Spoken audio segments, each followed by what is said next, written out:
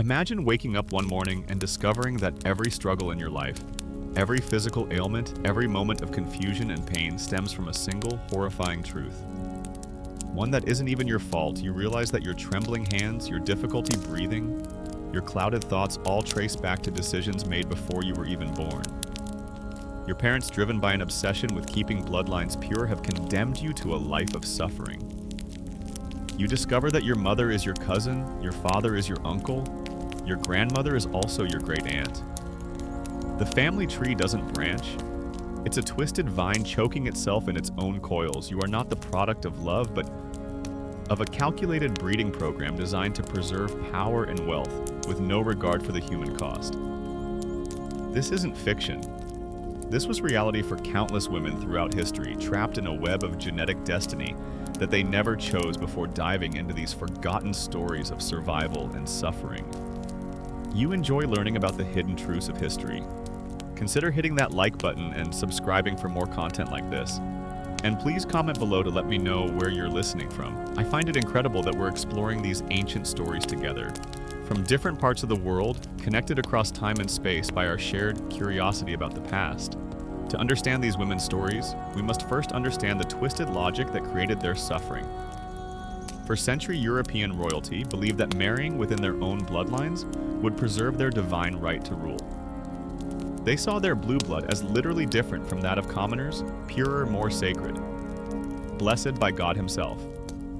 The practice was so common that by the 16th century, European royal families were essentially one massive interconnected web of cousins, marrying cousins, uncles marrying nieces and siblings, producing children who would rule empires. What they didn't understand, what they couldn't understand, was that they were creating a genetic nightmare that would echo through generations.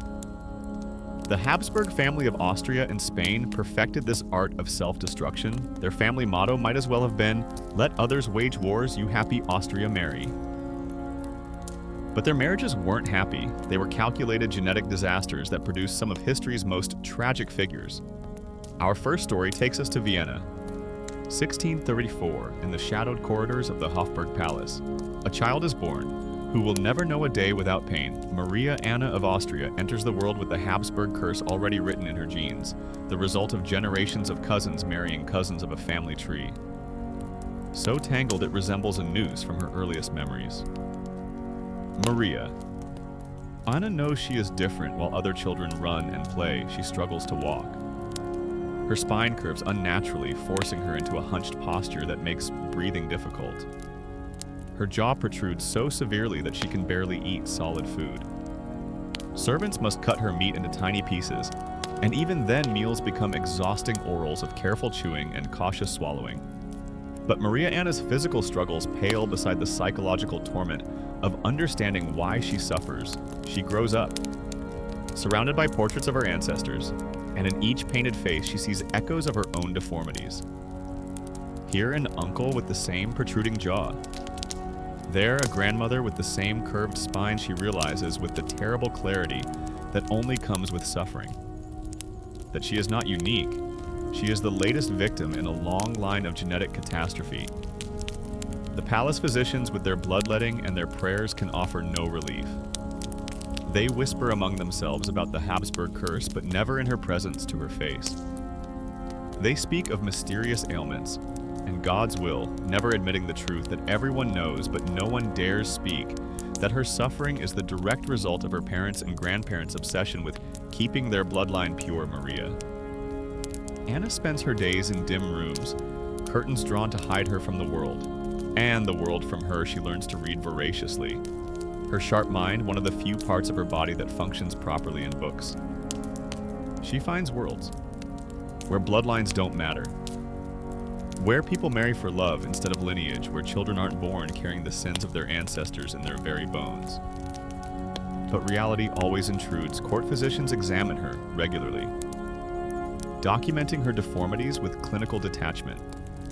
They measure the curve of her spine, the protrusion of her jaw, the weakness in her limbs.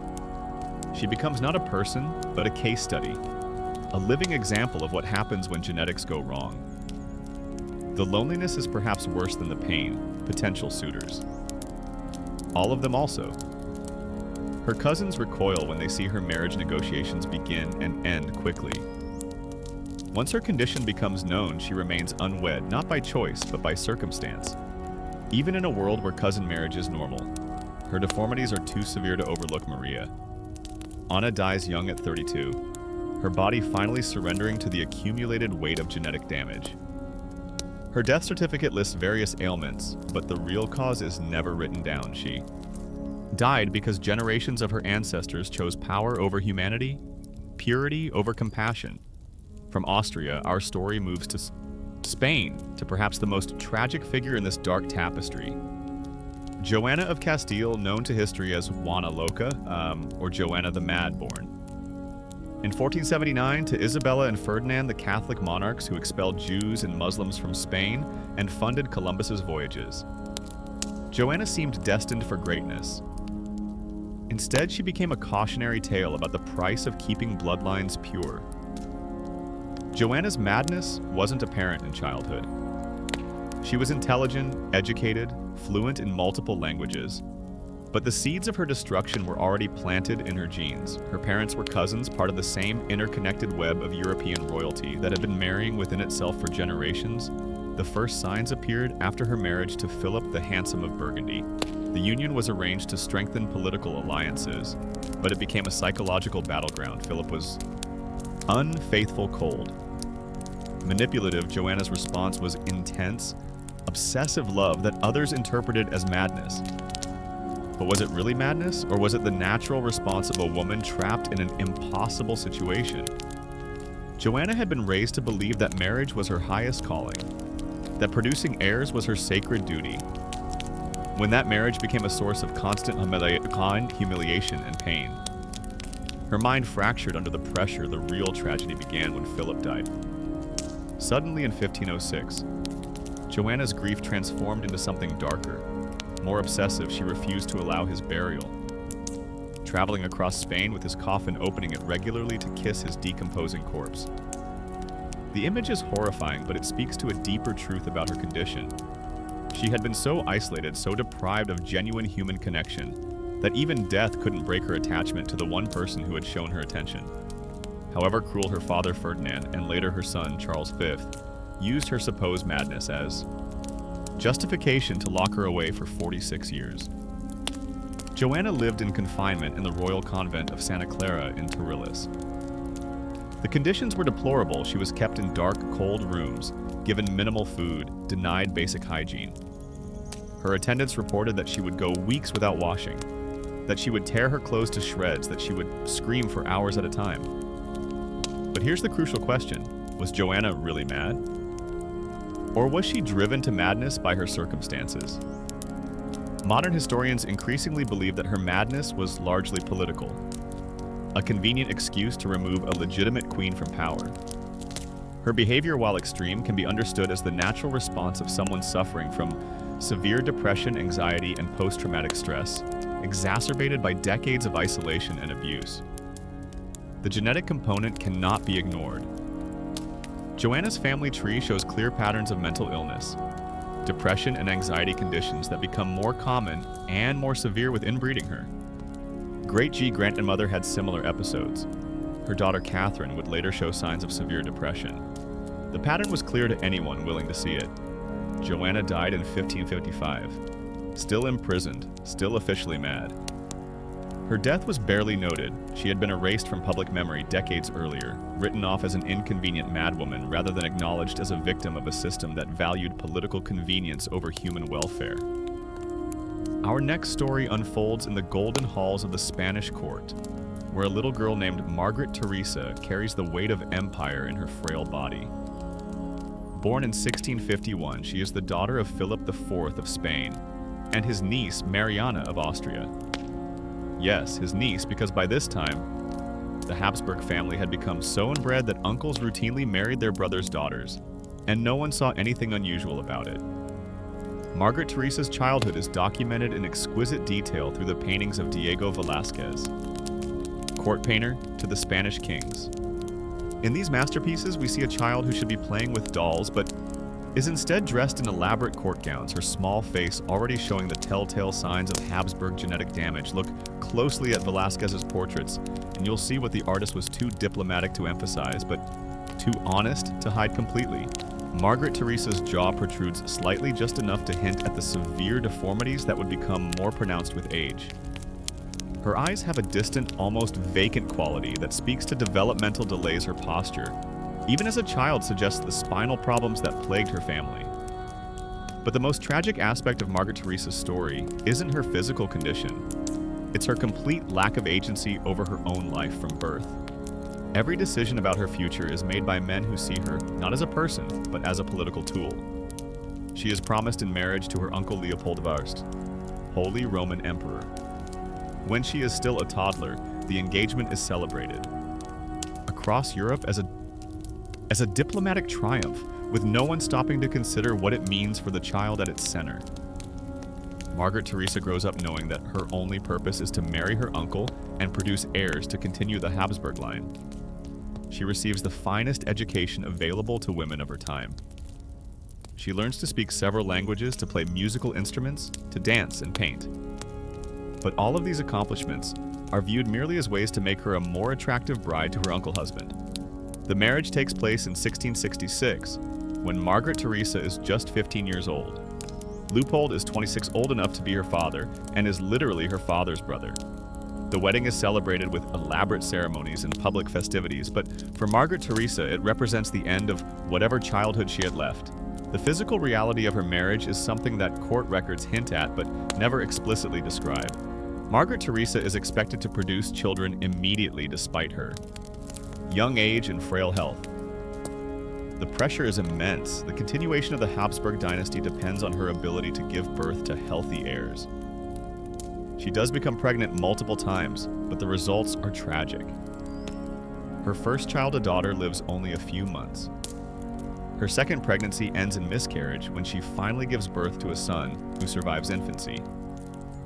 The relief at court is palpable until it becomes clear that the child has inherited the full spectrum of Habsburg genetic problems. Margaret Teresa herself grows weaker with each pregnancy.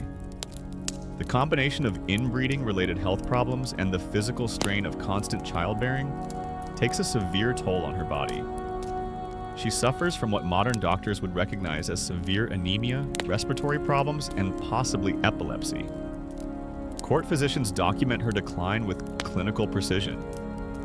They note her increasing difficulty with speech, her frequent seizures, her inability to keep food down, but they never connect these symptoms to the obvious.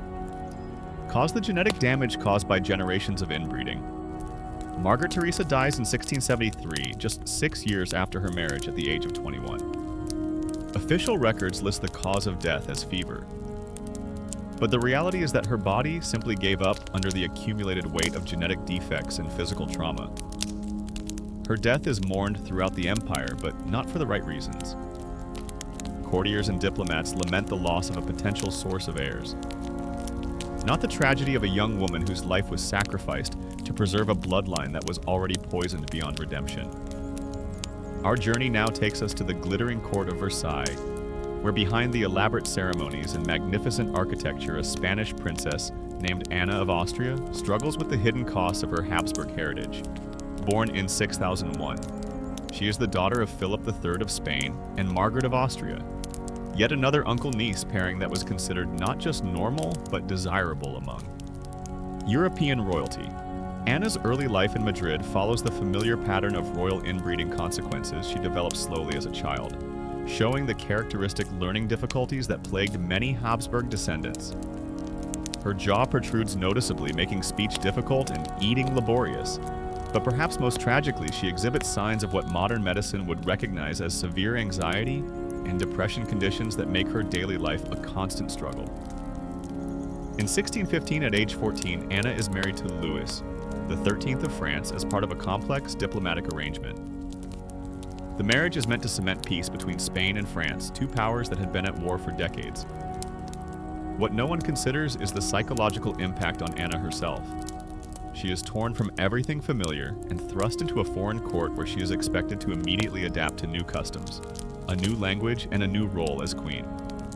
The French court initially welcomes her with elaborate celebrations. But the Hauptmann, Reality of her situation quickly becomes apparent. Louis XIII is a cold, distant husband who shows little interest in his young wife. He is dealing with his own psychological issues. Modern historians believe he suffered from severe depression and possible homosexuality. In an era when such feelings could not be acknowledged, let alone acted upon, Anna finds herself trapped between two impossible expectations. As Queen of France, she is expected to produce male heirs to secure the succession. But as a Habsburg, she carries genetic defects that make healthy childbearing extremely difficult. Her first several pregnancies end in miscarriage or infant death, each loss adding to her depression and anxiety. The court physicians, following the medical understanding of their time, blame Anna for these failures.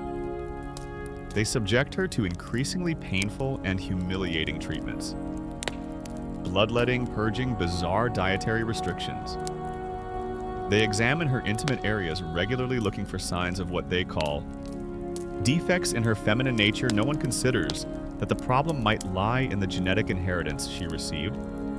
From generations of cousin marriages, Anna's isolation deepens as years pass without a surviving heir. She becomes the target of court gossip and political intrigue. Nobles whisper that she is cursed, that God disapproves of the Spanish marriage, that France needs a new queen. The pressure becomes so intense that Anna begins to show signs of what modern medicine would recognize as severe agoraphobia. She becomes afraid to appear in public, spending days at a time hidden in her private apartments. Her relationship with Louis XIII deteriorates further as both partners blame each other for their childlessness. They begin living essentially separate lives, coming together. Only when court protocol demands it, Anna turns to religion for comfort, spending hours in prayer and developing an almost obsessive devotion to Catholic ritual.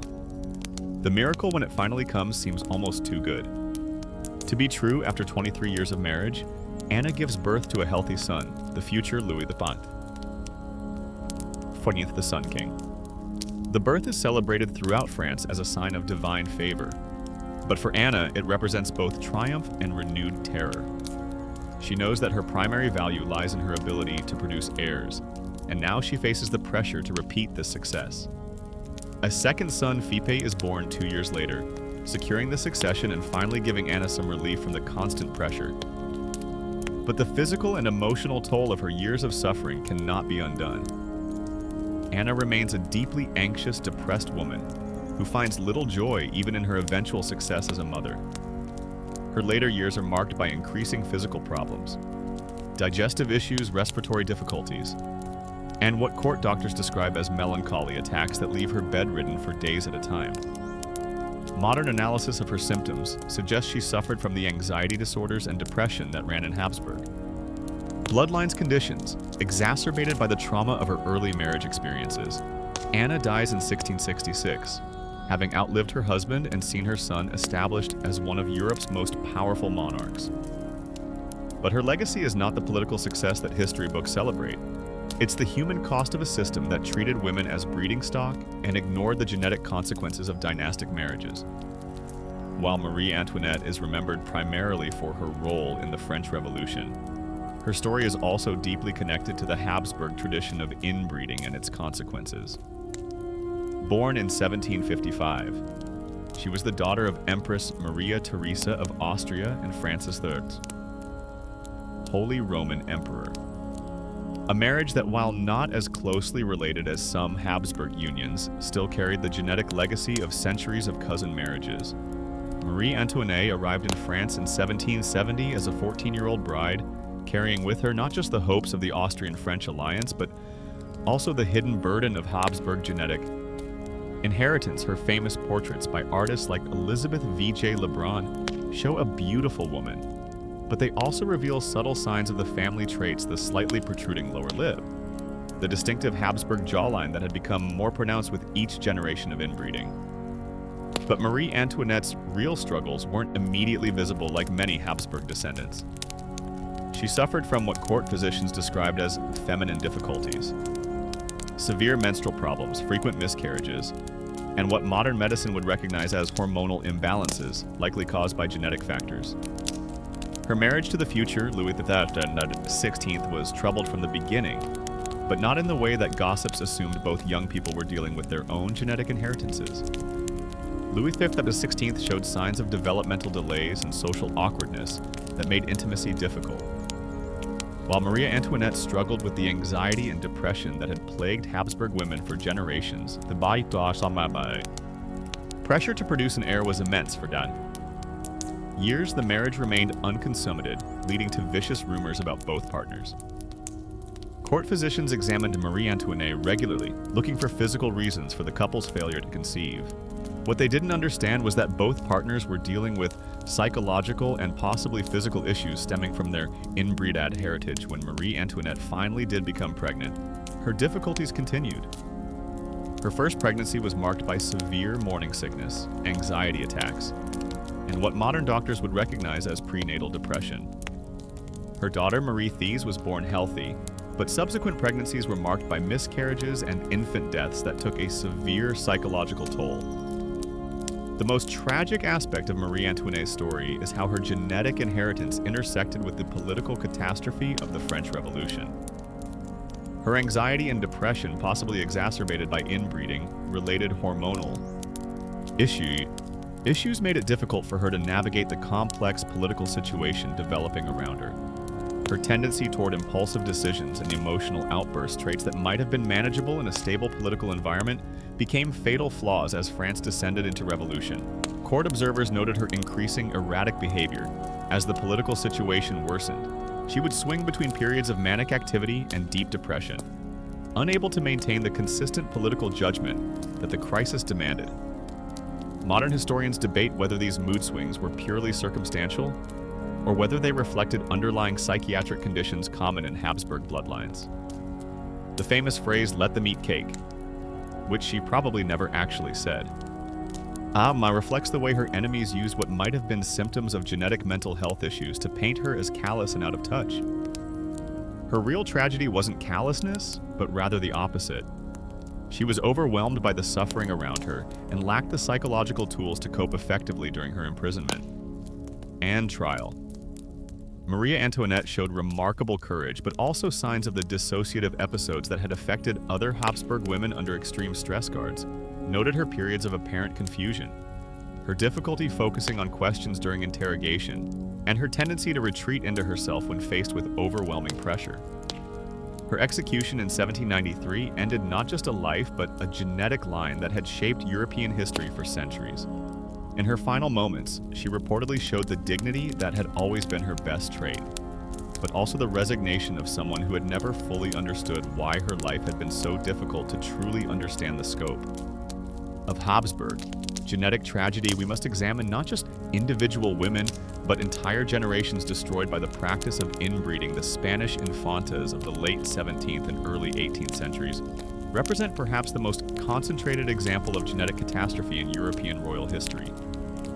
These were the daughters and granddaughters of Charles II of Spain himself, so inbred that his genetic coefficient, a measure of how closely related his parents were, was higher than that of children born to brother-sister pairs. Charles II was impotent, epileptic, and possibly intellectually disabled, the end result of 16 generations of Habsburg inbreeding.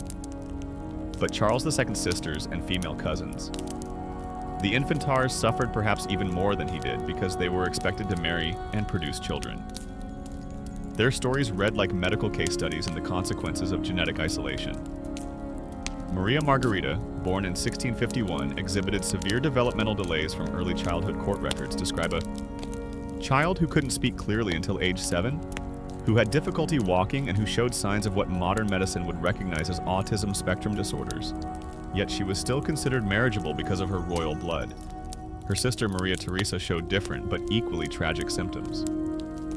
She suffered from what court physicians called falling sickness, almost certainly epilepsy, and had such severe respiratory problems that she could barely climb stairs. Her jaw was so malformed that she could eat only liquid foods, and her spine was curved to such a degree that she needed support to sit upright.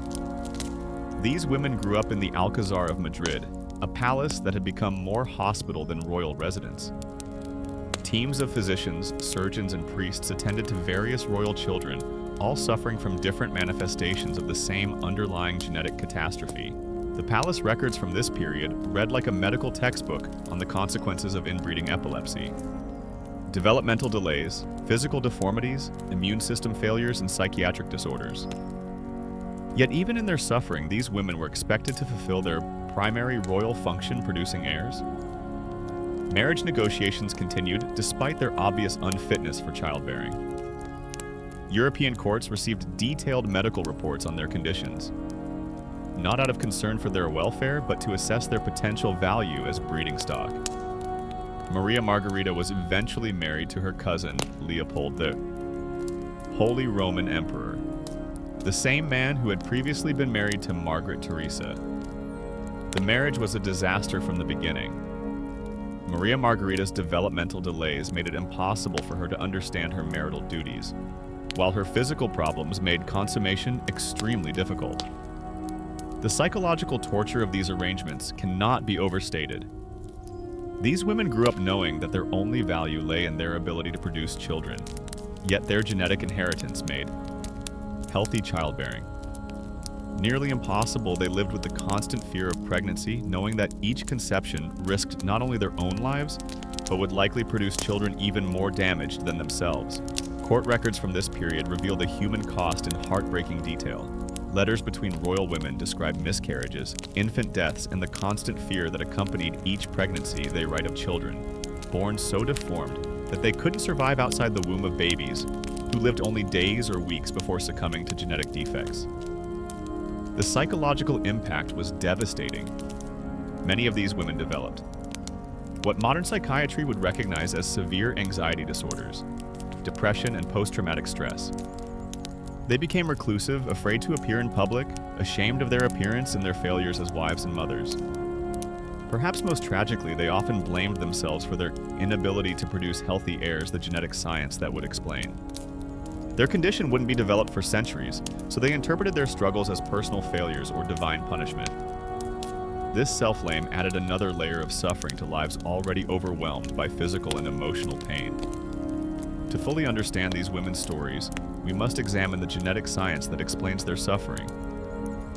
When closely related individuals reproduce, their children have a higher chance of inheriting 2 copies of harmful recessive genes in a healthy, genetically diverse population. These harmful genes are usually masked by normal copies inherited from unrelated parents. But when cousins marry, cousins generation after generation. As the Habsburgs did for centuries, harmful genes accumulate and compound. Each generation becomes more likely to express genetic disorders that would normally remain hidden. This process, called inbreeding. Depression affects not just physical traits, but also mental health, immune function, and fertility, the Habsburg jaw technically. Called mandibular prognosm, is one of the most visible examples of this genetic accumulation. This trait became more pronounced with each generation of inbreeding, eventually becoming so severe that some Habsburg descendants couldn't properly close their mouths or chew solid food. But the visible deformities were just the tip of the iceberg. Modern genetic analysis suggests that Habsburg descendants also suffered from increased rates of epilepsy, intellectual disabilities, anxiety disorders, depression, and immune system deficiencies. Many of the mysterious illnesses that plagued royal women were likely autoimmune disorders caused by genetic damage. The fertility problems that affected so many Habsburg women can also be explained by genetics. Inbreeding increases the likelihood of genetic incompatibilities that make conception difficult and pregnancy dangerous.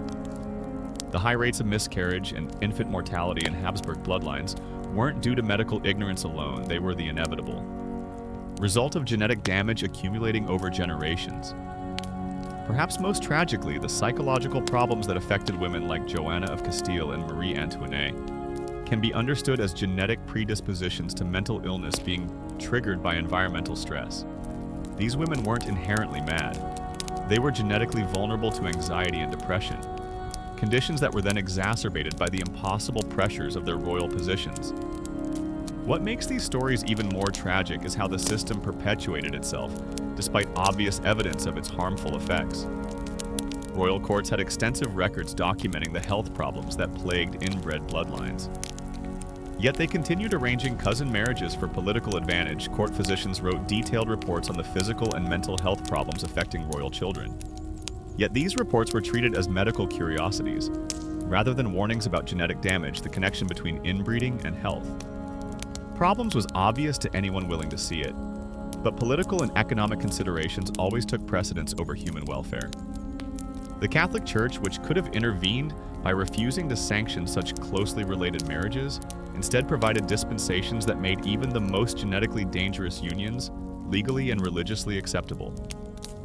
The Church's position was that royal bloodlines were divinely ordained, and that preserving their purity was more important than preventing human suffering. Even the affected women themselves sometimes perpetuated the system, having been raised to believe that their royal blood made them superior to commoners. Some actively sought marriages with their own relatives to preserve what they saw as their genetic inheritance. They didn't understand that they were participating in their own genetic destruction. The most heartbreaking aspect of this perpetuation is how each generation of women hoped that their children would be different, that somehow their offspring would escape the genetic curse that had plagued their families for centuries. They endured pregnancy after pregnancy, miscarriage after miscarriage, hoping against hope that the next child would be healthy. The Habsburg genetic experiment finally came to an end with Charles II of Spain, whose death in 1700 without heirs sparked the War of Spanish Succession. Charles II was so genetically damaged that he was impotent and possibly intellectually disabled. The final tragic endpoint of centuries of inbreeding.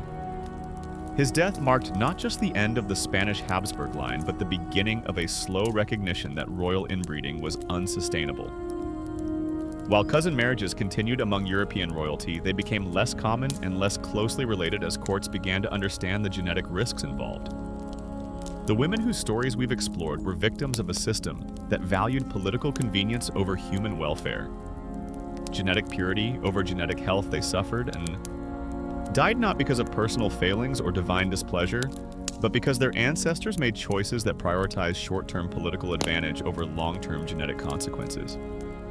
Their legacy is not just the historical record of their suffering, but the scientific understanding that grew from studying their condition. Modern genetics owes much to the tragic Habsburg experiment. In inbreeding, their pain contributed to our understanding of how genes work and why genetic diversity is essential for human health.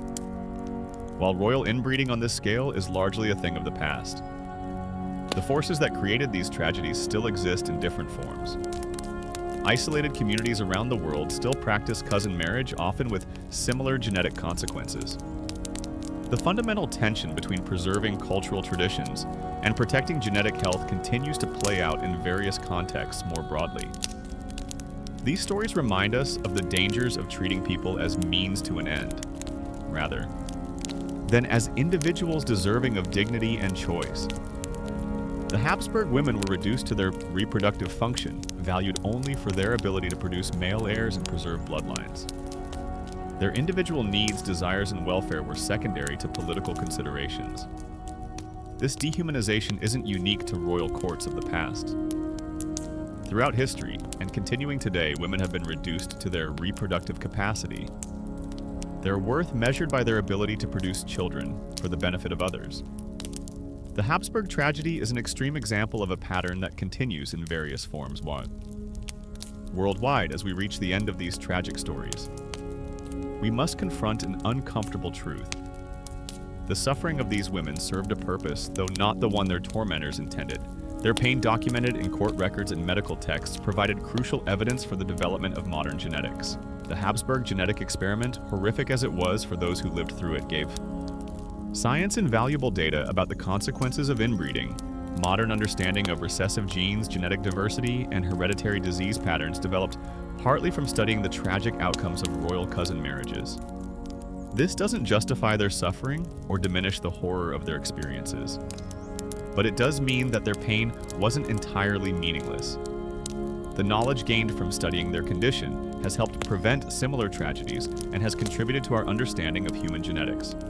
The women we've discussed, Maria Anna of Austria, Joanna of Castile, Margaret Teresa of Spain, Anna of Austria, Marie Antoinette, and the forgotten Spanish infantas, were real people who lived real lives, filled with real suffering. They weren't just historical footnotes or genetic case studies. They were daughters, wives, mothers, and human beings who deserved better than the fate that genetics and politics conspired to give them. Their stories serve as a reminder of the importance of putting human welfare above political expediency of recognizing the individual dignity of every person regardless of their social status, and of understanding that even the most powerful institutions can perpetuate tremendous suffering when they lose sight of basic human values. Return with me. Now to that moment of terrible realization. We imagined at the beginning, waking up to discover that your entire life has been shaped by decisions made before your birth. By ancestors who valued bloodline purity over human welfare for the women whose stories we've explored. This wasn't imagination, but daily reality. They lived with the knowledge that their physical pain, their mental anguish, their reproductive failures, and their social isolation all stemmed from the same source, a genetic inheritance poisoned by generations of inbreeding. They carried not just their own suffering, but the accumulated weight of centuries of poor decisions made by people who should have known better. Yet in their pain, we find something profound about human resilience. Despite their circumstances, many of these women found ways to assert their humanity. Maria Anna became a scholar, finding intellectual freedom in a body that imprisoned her. Joanna maintained her fierce love, even in madness. Margaret Teresa bore her suffering with dignity. Anna found solace in faith. Marie Antoinette faced death with courage. Their stories remind us that even in the darkest circumstances, the human spirit can find ways to assert its worth. They also remind us of our responsibility to learn from their suffering, to ensure that our pursuit of political, economic, or social goals never again requires the systematic destruction of human beings. The curse of keeping bloodlines pure has finally ended, at least in its most extreme forms. But the memory of these women and their suffering lives on, a testament to the price of valuing ideology over humanity, tradition over compassion, and power over love.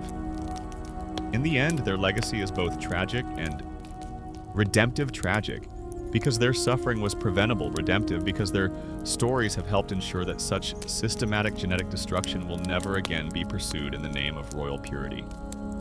They paid the ultimate price so that we could learn a lesson. Their ancestors refused to see that human worth cannot be measured by bloodline, and that true nobility lies not in genetic purity, but in the courage to acknowledge our common humanity.